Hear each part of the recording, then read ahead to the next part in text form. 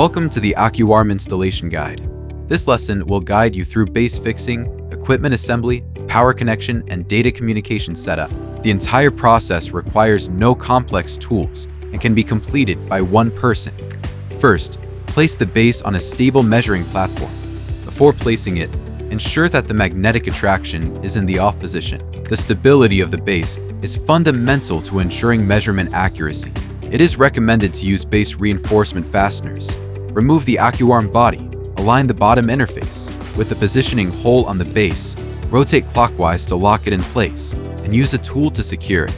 Confirm that the equipment is installed correctly. Next, install the probe. Select the required probe from the probe toolbox and tighten it using the assembly wrench. Connect the power adapter. AccuArm supports 100-240 volts voltage. No additional transformer is required. Insert the adapter plug into the power interface of the articulated arm and ensure it is firmly plugged in. Use the original USB or Ethernet data cable to connect the equipment to the computer.